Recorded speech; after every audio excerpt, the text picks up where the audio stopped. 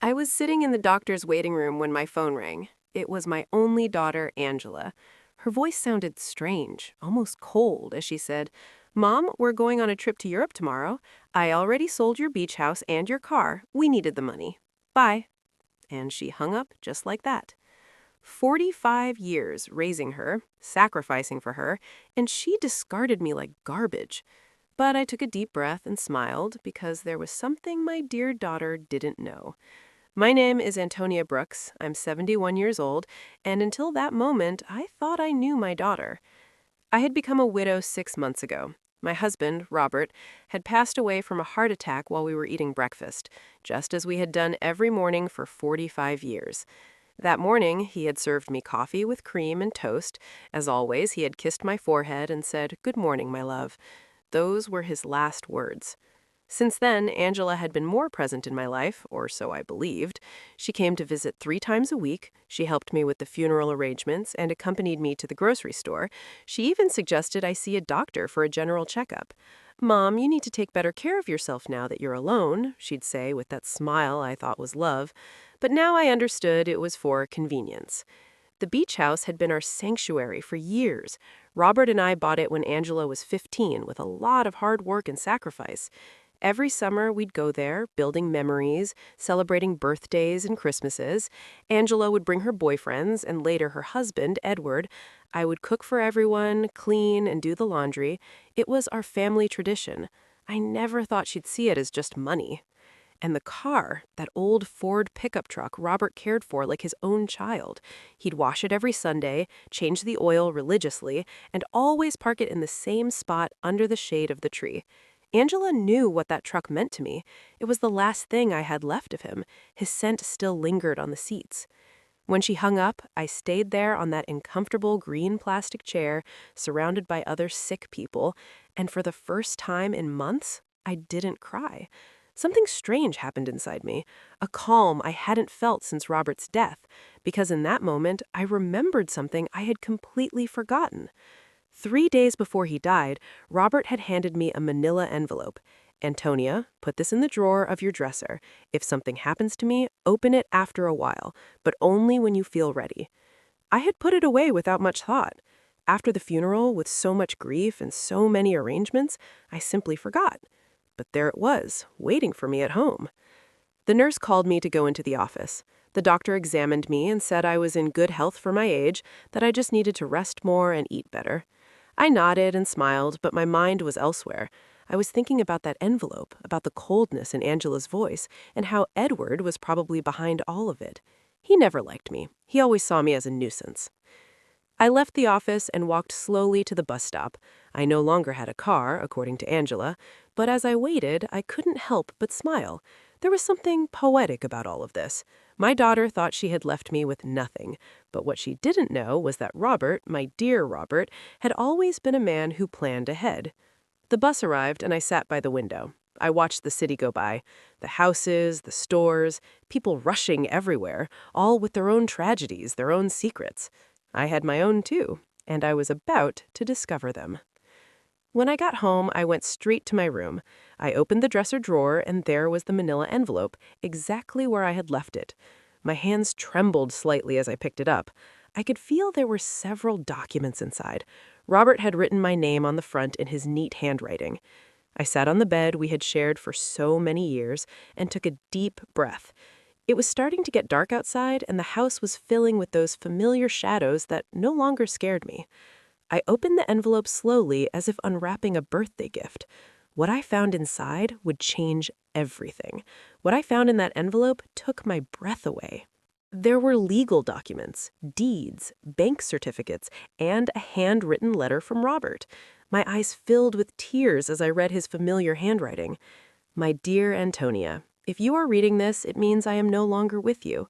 Forgive me for not telling you everything while I was alive, but I wanted to protect you from worries. Over the years, I invested our savings in properties and businesses. We don't just have the beach house, we have 6 other properties, including the apartment building where Angela and Edward live. We also have shares in 3 companies that are worth more than you can imagine. My hands trembled as I looked through the documents. They were deeds to houses in different city neighborhoods, a downtown condo, a small motel on the coast, and indeed the 20-story apartment building where my daughter lived. Robert had been the silent owner for the past 10 years, but he'd put everything in the name of a company I didn't know about. And according to the papers, I was the sole heir to that company. There were also bank statements for accounts I never knew existed, with numbers that seemed unreal. Robert had been a bus driver for 40 years, but apparently he had also been a very smart investor. Every penny we saved, every sacrifice we made, he had multiplied in silence, and I never knew anything. In the letter, Robert explained that he had kept it all a secret because he didn't want me to worry about money or for Angela to know about our real financial situation. You know our daughter, Antonia. If she knew we had so much money, her attitude would change. I want her to love us for who we are, not what we have. What irony. Our daughter had left us thinking we had nothing, when in reality, we had everything. That night, I couldn't sleep. I walked around the house, touching the old furniture and the knickknacks Angela always criticized for being outdated. I looked at the family photos on the wall, especially the one where she was 5 years old, sitting on Robert's lap and laughing. Where did that sweet little girl go? When did she become so cold, so calculating? The next day, early in the morning, the phone rang. It was Angela again. Her voice sounded different, softer, but I had already learned to be wary of those shifts in tone. "Mom, how are you? I wanted to tell you we already transferred the money from the house and the car. We deposited your share into your account. It's not much, but it'll help you live for a few months while you look for something smaller." "My share?" I asked, keeping my voice calm. "Yes, Mom, we obviously weren't going to leave you with nothing. We gave you 30%. That's fair, right? We need the money for our investment in Europe. Edward has an incredible business opportunity over there." 30% of my own things. How generous. I see. Honey, and when do you leave? Oh, Mom, I knew you would understand. You've always been so compassionate. We love you so much. And she hung up. I stood there with the phone in my hand, and for the first time in months, I laughed. I laughed like I hadn't since Robert died. The situation was so absurd. It was comical. My daughter had stolen me, kicked me out of my own house, talked to me with unbearable condescension, all to fund a European adventure that would probably be a disaster. But what bothered me most wasn't the money, it was the ease with which she had discarded me. 45 years of my life dedicated to her, of sacrifice, of unconditional love, and she had erased me from her life with a 2-minute phone call. That was what truly hurt. I checked my bank account online. Sure enough, they had deposited an amount that probably seemed generous to them, but to me was a mockery. They had sold the beach house for much less than it was worth, likely because they needed the cash quickly, and they had sold Robert's truck for a pittance. That afternoon, from my window, I watched Angela and Edward load their suitcases into a cab. He was carrying 2 huge suitcases. She had a very expensive-looking carry-on. I watched them laugh, kiss, and make plans. They looked like 2 teenagers excited for an adventure. They never looked towards my window, never said goodbye. When the cab drove away, I sat in the kitchen with a cup of tea and Robert's documents spread out on the table. I had to make some decisions. I could call a lawyer, reclaim my properties, and get everything they had taken, but something told me there was a better way to handle this, a more educational way. I called Mr. Peterson, the lawyer who had handled Robert's affairs. He had been at the funeral, had given me his condolences, and had told me to call if I ever needed anything. Well, now I needed him. "Mr. Brooks, it's good to hear from you. How are you?" "I'm doing well, Mr. Peterson. I need to see you urgently. I found some documents from Robert that I don't quite understand." "Of course. You can come to my office tomorrow morning." "I'll be there." That night, for the first time in months, I slept soundly. I dreamt of Robert. He was sitting in his favorite chair, reading the newspaper, just like every morning. And when he saw me, he smiled and said, "It's about time, my love. It's about time you stood up for yourself." I woke up with a strange feeling. It wasn't exactly happiness, but it wasn't the sadness I had felt for months. It was something like determination. For the first time since Robert's death, I had a clear purpose. I was going to get back what was mine, but not in the way Angela expected. The next morning, I dressed with more care than usual. I put on my wine-colored dress, the one Robert always said made me look elegant. I fixed my hair and put on a little makeup. And when I looked in the mirror, I saw a woman I hadn't seen in long time. I saw a strong woman. Mr. Peterson's office was downtown. It was an old but elegant building with marble floors and large windows. He greeted me with a warm smile, but when I showed him the documents, his expression changed completely. Mrs. Brooks, this is much more than I imagined. Robert was a very smart man. Look, according to these papers, you are the owner of... I know, Mr. Peterson. I've already reviewed them. What I need to know is what I can do legally. Mr. Peterson explained that everything was in order, that the documents were legitimate, and that I was the rightful owner of all those properties. He also confirmed something I had already suspected. The sale of the beach house was illegal because Angela had no right to sell it.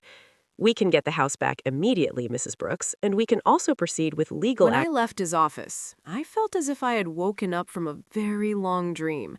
I walked through the downtown streets, watching the people, the buildings, the life that was going on as normal. But for me, everything had changed. I had a plan. The following weeks were the strangest of my life.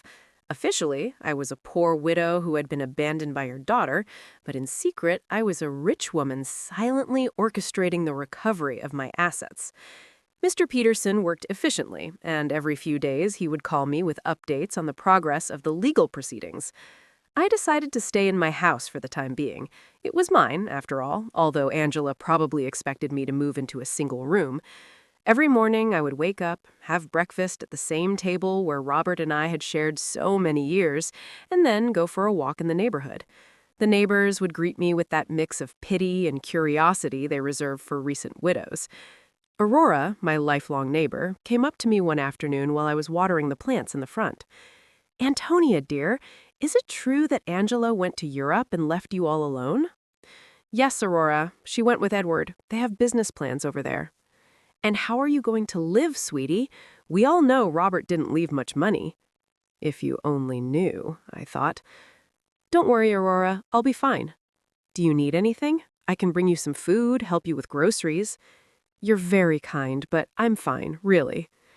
Aurora looked at me with that expression I knew well. It was the same look I had received after the funeral. Compassion mixed with a little relief that it wasn't her tragedy. "Well, you know where to find me if you need anything." These conversations were constantly repeated. The butcher, the baker, the lady at the corner store. Everyone spoke to me with that soft tone they use for the unfortunate, and I would nod, smile, and thank them for their concern.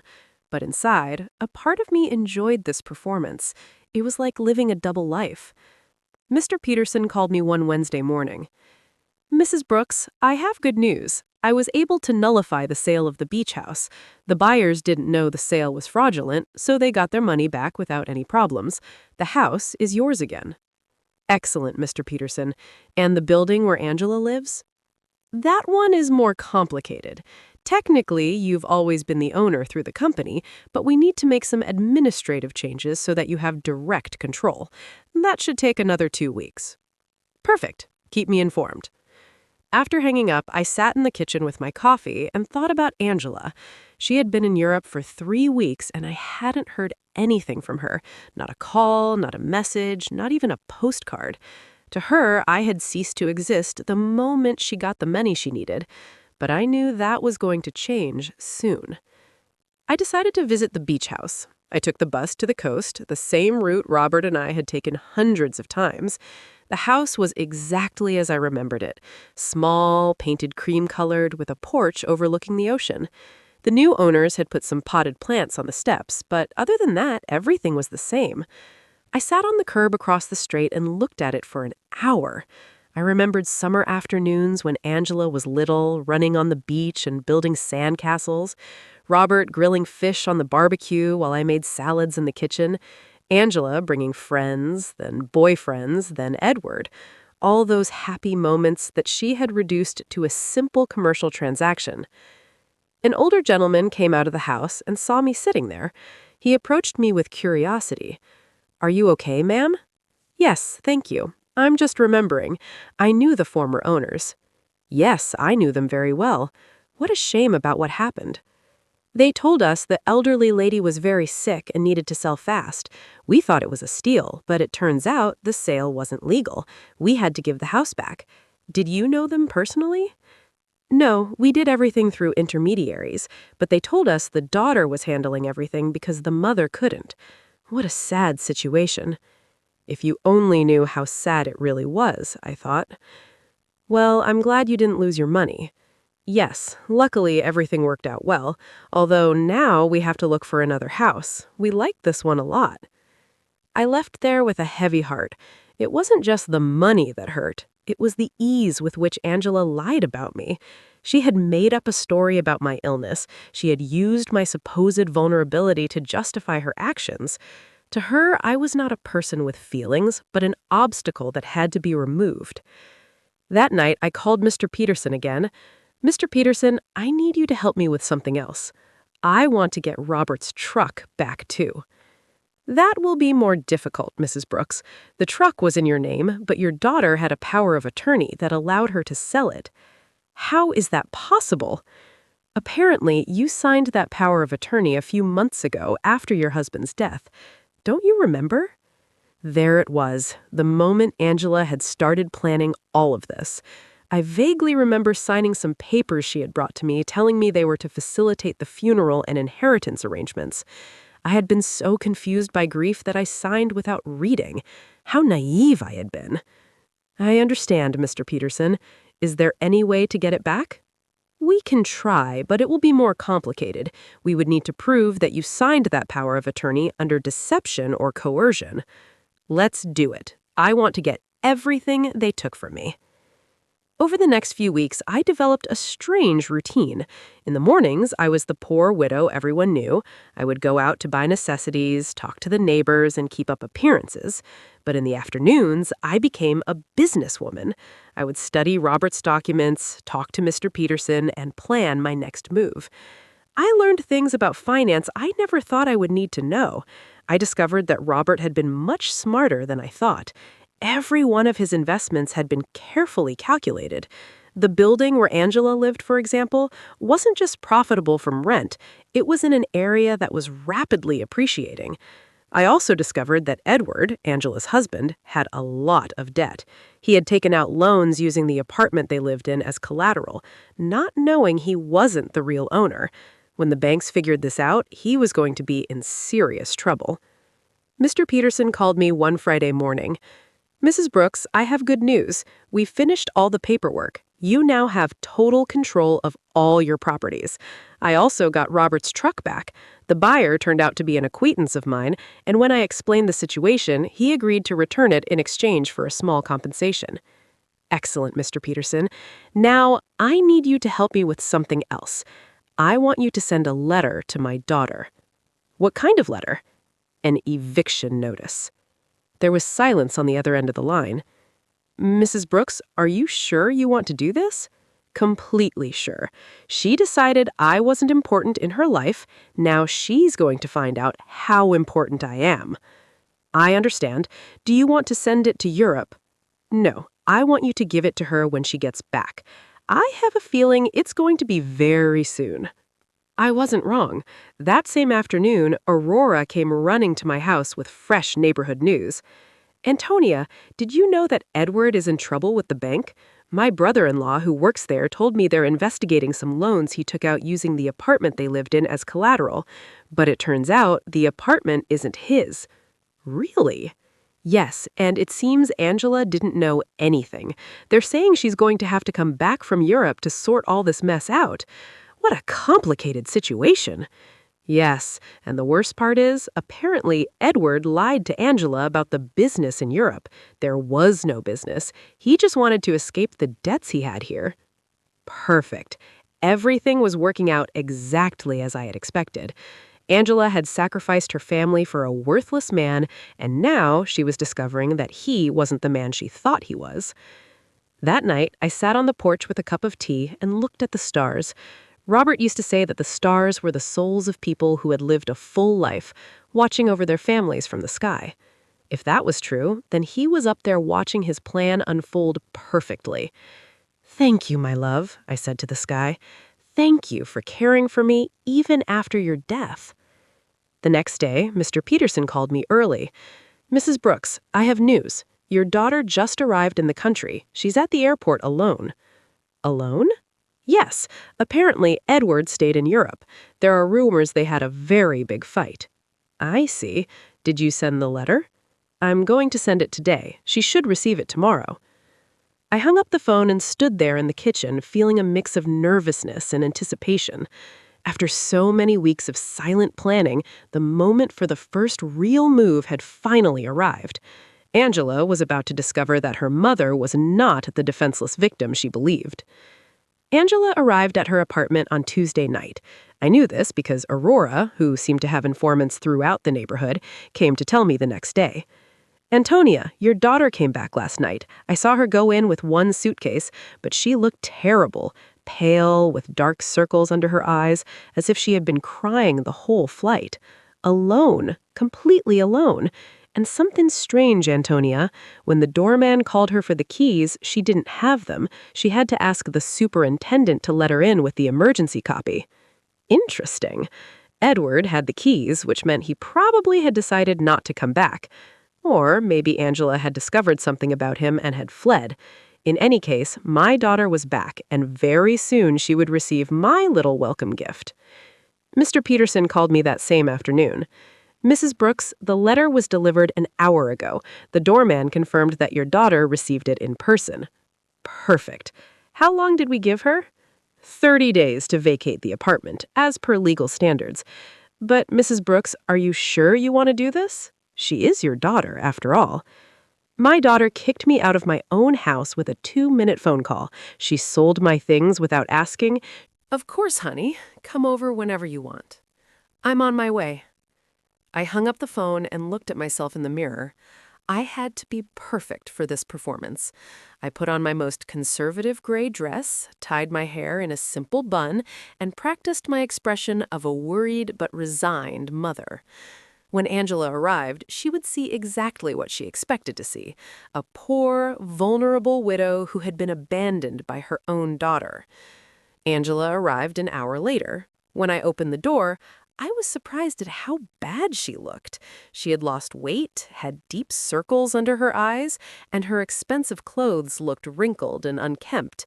Her eyes were red from crying. "Mom," she said, and for a moment I thought she was going to hug me, but she stopped as if she suddenly remembered how things had ended between us. "Come in, honey. Do you want some coffee?" "Yes, please."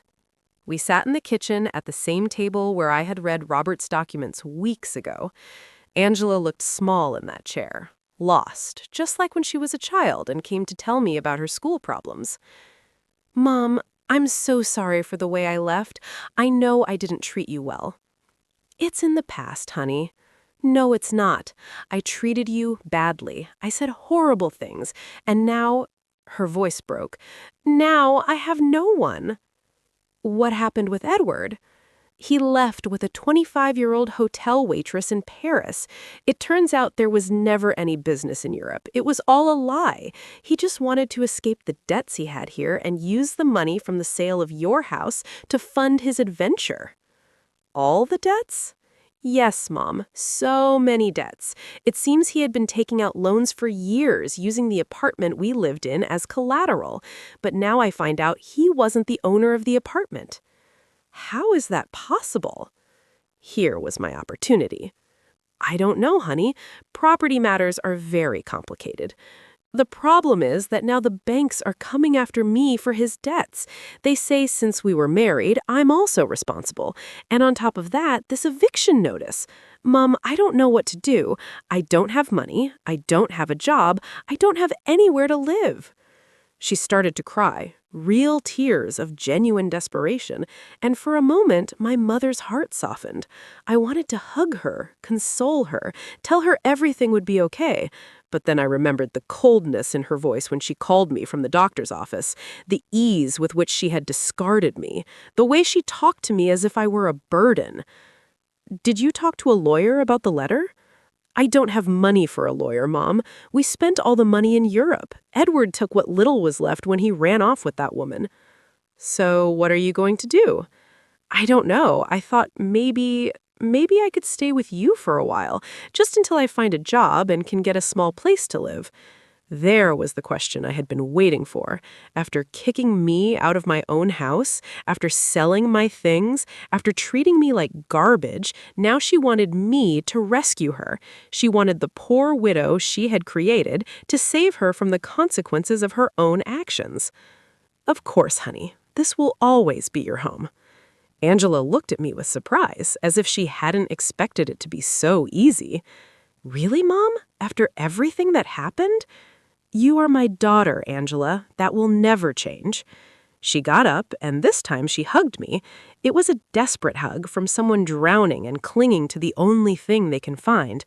I hugged her back, too, but not with the unconditional love from before. Now there was calculation in my embrace. Strategy. Thank you, Mom. I promise I'll find a job soon. I won't be a burden.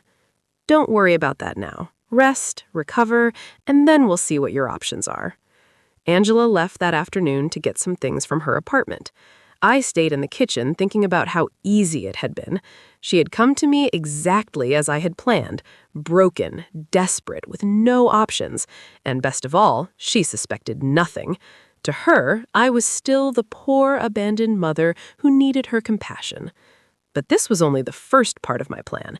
Having her live with me would give me the perfect opportunity for the next phase. I was going to let her settle in, feel safe, and believe she had found a refuge in my house. And then, when she least expected it, I was going to teach her the difference between being poor by choice and being poor by consequence. That night, I called Mr. Peterson. Mr. Peterson, I need you to do something else for me. Tell me, Mrs. Brooks. I want you to investigate Edward's debts. I want to know exactly how much he owes to whom and what legal options I have to separate them from my daughter. That will take time, but it's feasible. Perfect. And Mr. Peterson, I want you to keep this in absolute secret. No one can know I'm behind this investigation.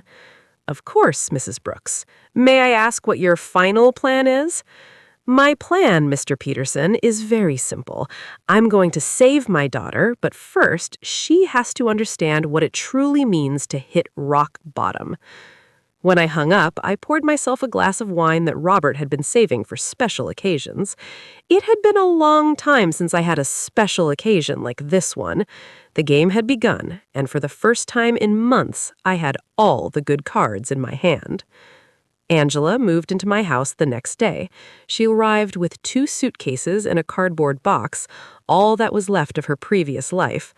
I watched her unpack in her old room, the same one she had slept in during her teenage years, and I could see the humiliation in every one of her movements.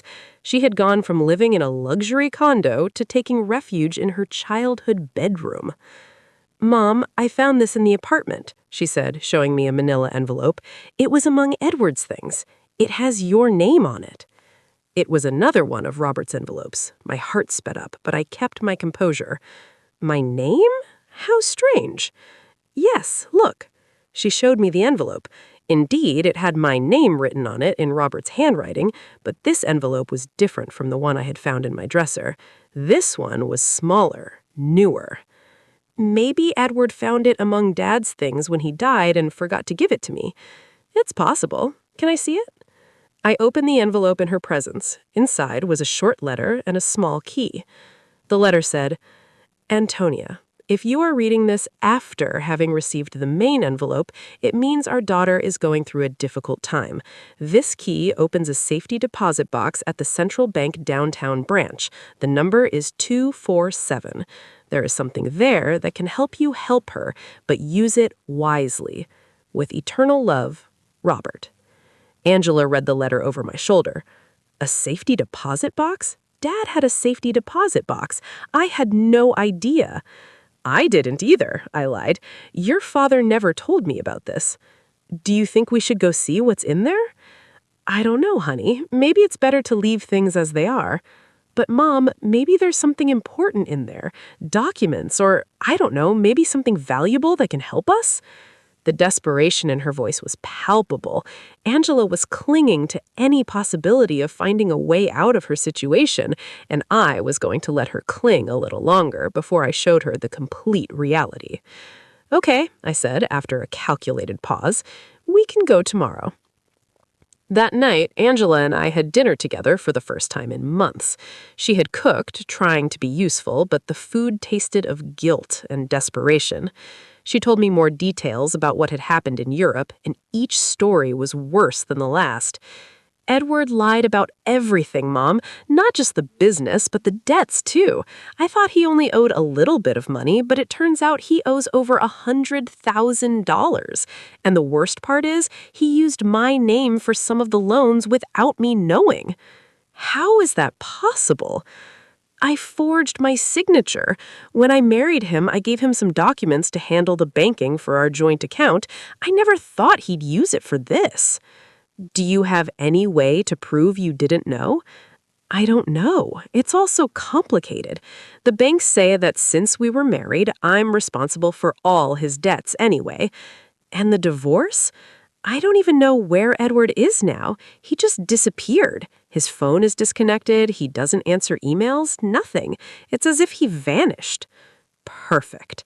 Edward had run away like the rat that he had always been, leaving Angela to face the consequences of her own actions alone. In a way, he had done me a favor. Now my daughter was experiencing exactly what I had felt when he abandoned me. Betrayal by someone she had completely trusted. "I'm so sorry, honey. I didn't know things were so bad." "I didn't know either, Mom. I thought Edward loved me, that we were going to build something together, but it turns out I was just an easy way for him to get money and documents." Angela started to cry again. How could I have been so stupid? How did I not realize who he really was? It was tempting to tell her that I had seen the signs from the beginning, that I had tried to warn her that Edward never seemed trustworthy, but that would have broken my facade of a compassionate and vulnerable mother. Love can be blinding sometimes, honey. Don't blame yourself. "But Mom, I didn't just ruin my life, I ruined yours too. I took your house, your truck, your things, and all to give to a man who abandoned me at the first opportunity. Now we're two poor women trying to survive because of me." If only she knew, I thought, that at this very moment I had more money than she could possibly imagine, that I was the owner of the building where she lived, that I could solve all her problems with a single phone call. But it wasn't time yet. The next day, we went to the bank. Angela was nervous, hopeful. I maintained my act as a confused